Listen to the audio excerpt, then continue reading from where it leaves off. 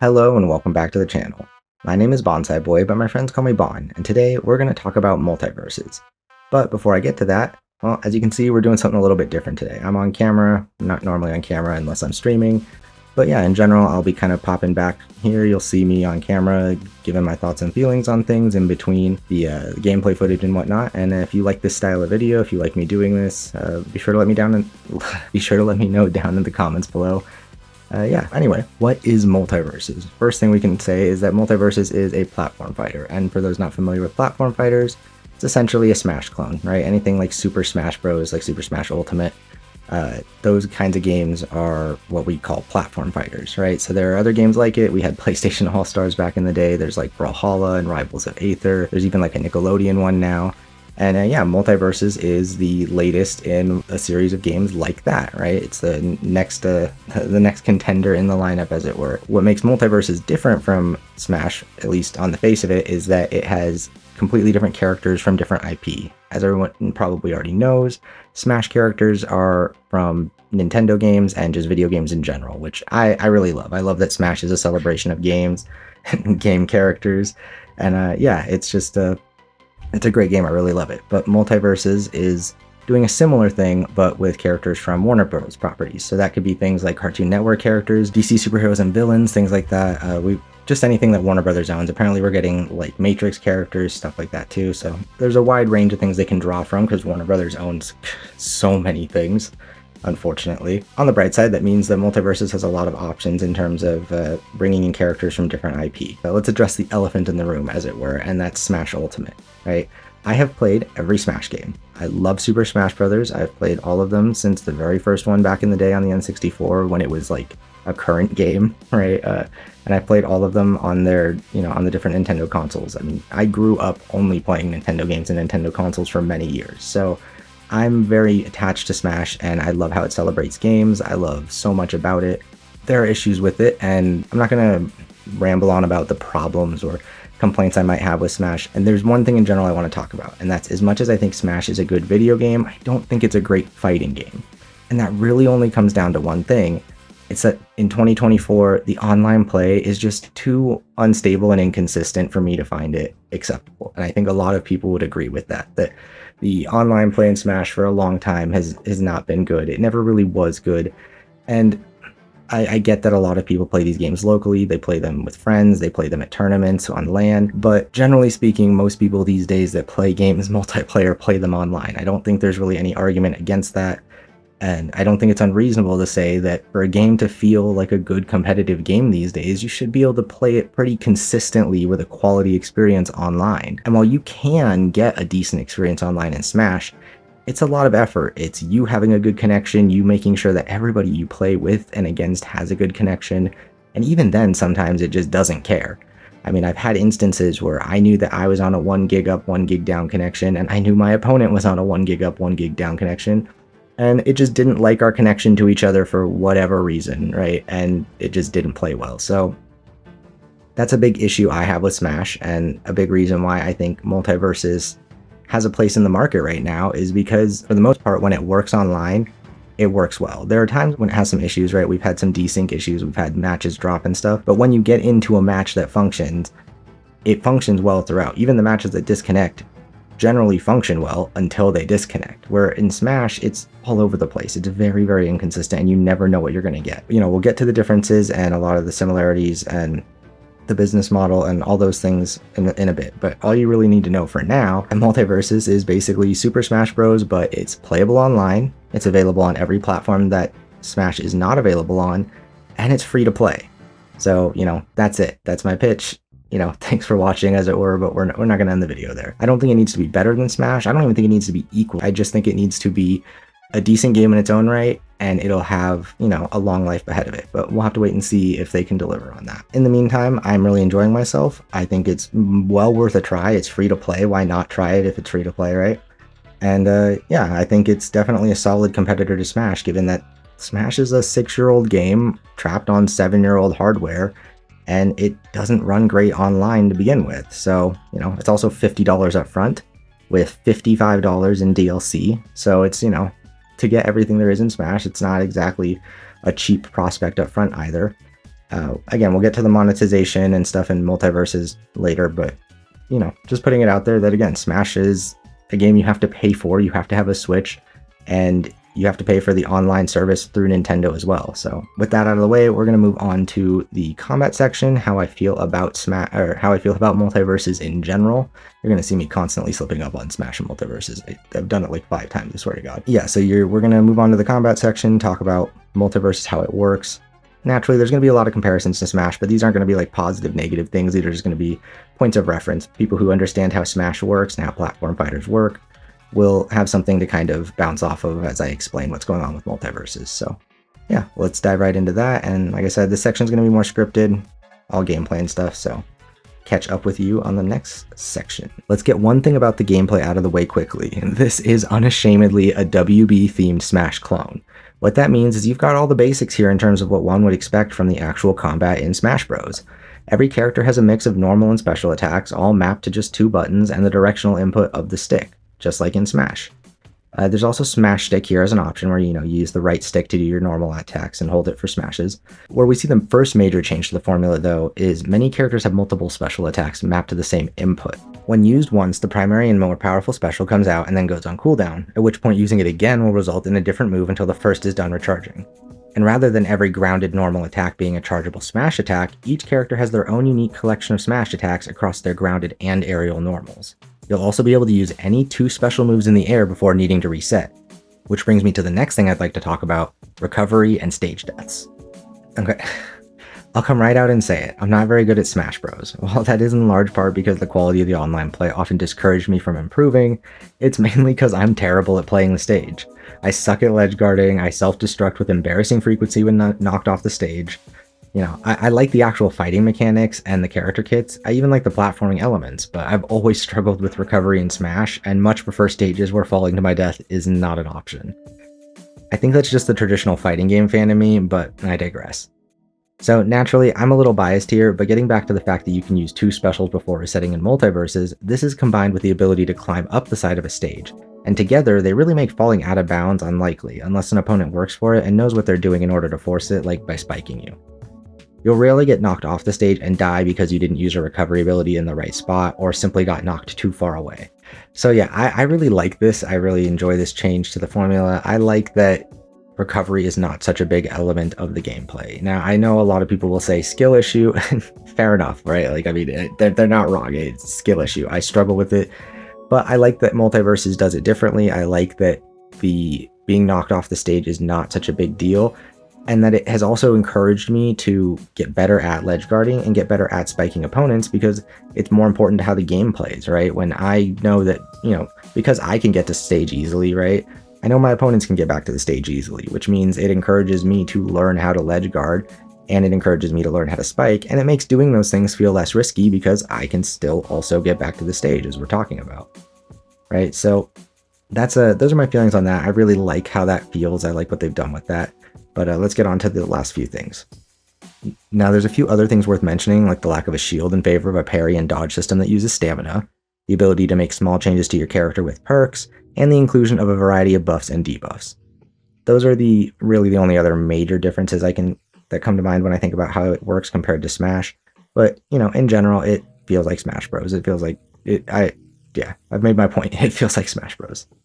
Now, generally speaking, I feel the combat in the game is really, really solid. I'm not personally of the opinion that it feels too slow. However, the developers have already said that they have acknowledged that some people feel that way and that they are looking to, make some changes to improve that. I think part of the reason people think it feels too slow is because, as I suspect, I think it's balanced more for 2v2. They've kind of talked about how they want 2v2 to be the more competitive standard mode, as it were.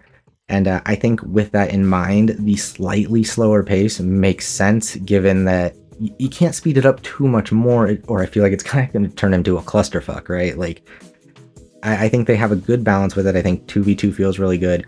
I do think that they can speed up some things a little bit. I think there's too much end lag on some stuff.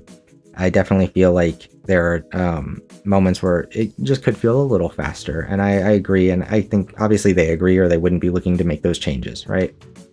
So Anyway, let's talk about the next section, which are game modes, character unlocks, PvE, monetization, right? Those things are all kind of tied together in different ways, and they're all also being just adjusted based on recent feedback. So let's get onto that section. Let's knock out the simplest thing first, which is game modes. We've got casual 1v1 and 2v2, a training room, custom matches with access to free-for-all, and rifts, the PvE mode which can be played co-op. Ranked 1v1 and 2v2 are on the way and appear to be releasing in the very near future as part of Season 1. Now, for the big thing I need to talk about, character unlocking and monetization. So for starters, new players are given Shaggy to start and unlock Banana Guard for logging in on like their first or second day.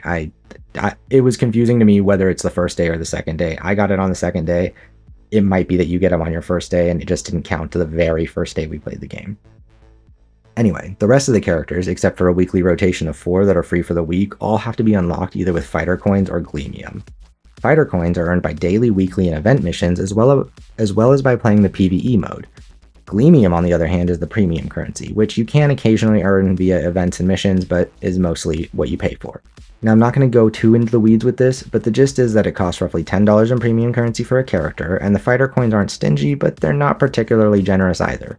In about 25 hours with the game, I've earned enough coins to unlock 3 characters, but I also haven't made any effort to earn those coins because I unlocked the character I wanted on like day 1, minute 1 with the premium currency, because that's just how I like to play games. I like to get my character, settle in, and that's it. So I saw that my character was in the shop, and I was like, okay, I'm going to do that. I picked Joker. He also cost more fighter coins than the other characters, so I just kind of in my head rationalized it as well.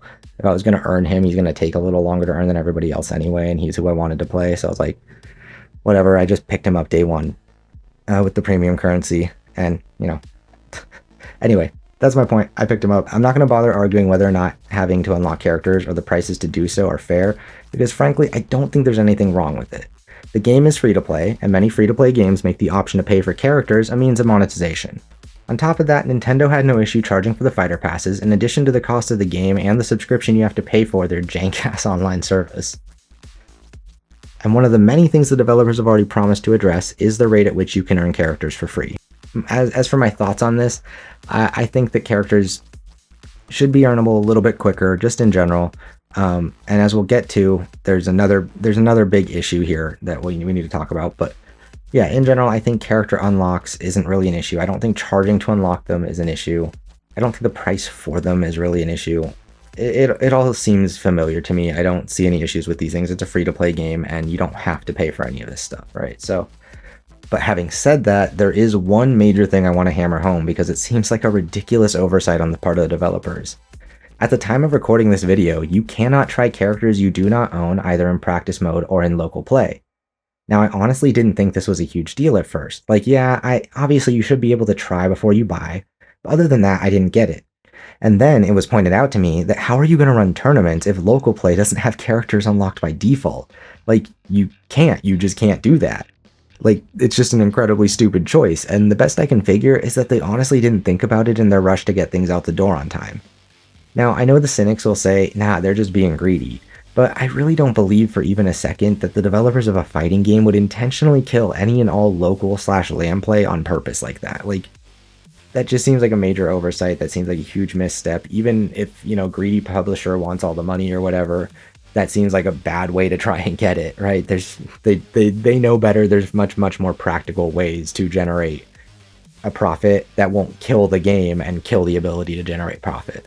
So my suspicion is that they did not do this as, like, you know, just a greedy, stingy thing. I think they didn't think about it, right? Because again, you can't run tournaments this way. So, you know, obviously they need to get it fixed. That's why I'm telling you about it. That's why I think it's worth mentioning, is because these are the kinds of issues that if they don't fix this, game's dead in the water. You have no competitive scene if you don't have tournaments, and tournaments are not going to run if people can't play all the characters on the roster locally without each person's account on the console or whatever that you're using having the roster unlocked and paid for. So that's just not practical.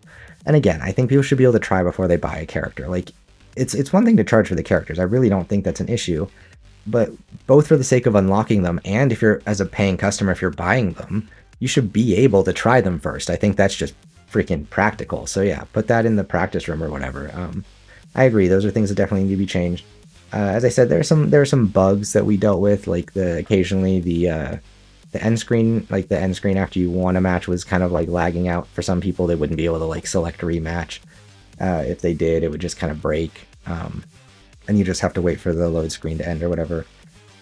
We had some desync occasionally, but like I said, every match where you hop in and play, it feels good. Like that's the thing, is occasionally you got a weird lag spike, or occasionally we got a desync and the match would just close out. But most of the time the game feels really good to play. It feels very consistent. When I go to do something, the character does what I want him to do, and he does what I, practice doing in training room. So with all that in mind, I think that, they're working on it. I think it needs some changes. I don't think it's a perfect game by any means. And yeah, so with that out of the way, I think we can kind of move on to kind of my closing thoughts just on the game as a whole, how I think it plays, and yeah, my time with it.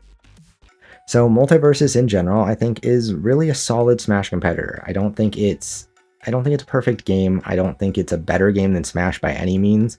But by having an online experience that is undeniably better and more consistent for me and the vast majority of people, by being on platforms other than the Switch, and by being free to play, I think those things come together to make a game that ultimately has a space in the market, so long as they can maintain it and, keep doing a good job with things. I think they do need to address the issues I mentioned. If they don't address the issues I mentioned, I won't be sticking around either. I meant what I said. If they don't fix it so that you can have tournaments, you don't have a competitive scene, no competitive scene, there's nothing for even casual players like myself to aspire to, and it's all dead. There's no point, right? So I think they need to fix that kind of stuff. There's some issues with some characters being a little unbalanced, like they had to pull Iron Giant offline just recently for a short period of time. I don't know if he's back up or not, but they had to pull him offline because he could just do some really, really broken stuff. But yeah, in general, I think it's fun. I think it feels good. I've put time into it, and I look forward to putting more time into it. I think they need to work on some things, but I'm glad the game is there. I'm glad there's an alternative to Smash in the market. I'm glad that it's not expensive to hop in and play it. I'm glad that the online service works well, and I like the characters. I'm not really attached to any of these characters. I'm not attached to really any Cartoon Network characters or any of the WB characters in general, like DC characters. My main is Joker, and the reason I'm playing Joker is because I like Suicide Squad the game. Yeah, I know, I'm the only one, I get it, haha. I'm the last person on Earth who likes it. I don't know how this happened, I really don't. Like, I don't know why Warner Brothers came out with 2 live services this year, and for some reason, I am the only person that has liked both of them. And I don't really like these characters, and I don't have any attachment to these things. I just think they're fun video games, and everybody else hates them, so that's cool.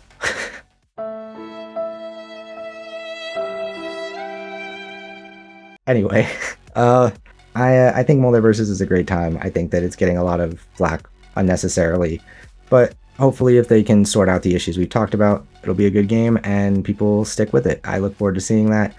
If things don't go that way, then oh well, sucks to suck, but hopefully they get things sorted and we have a good game to play for the foreseeable future. So that's it. I recommend you give MultiVersus a try. I mean, I'm gonna recommend any game I have fun with that's free. I mean, like that just seemed kind of like obvious. Like, what? It's free, try it. If you don't like it, you don't like it, there you go, you saved yourself some time, I guess. Like, I don't really get the argument about throwing a fit over a free game unless, like, you were just... I think the people that are frustrated were, like, counting on this to be, like, a Smash killer. Like, they needed that thing to come in and make all their friends only want to play something else because they're tired of Smash. I think it happens with a lot of games where, like, the people who are saltiest are people who want it to be good, but they explicitly want it to be good in a way that can replace the other thing it's competing with because they're, like, jaded, right? Again, like, I'm kind of part of that. I like Smash. I'm just tired of playing a game that doesn't have good online support, right?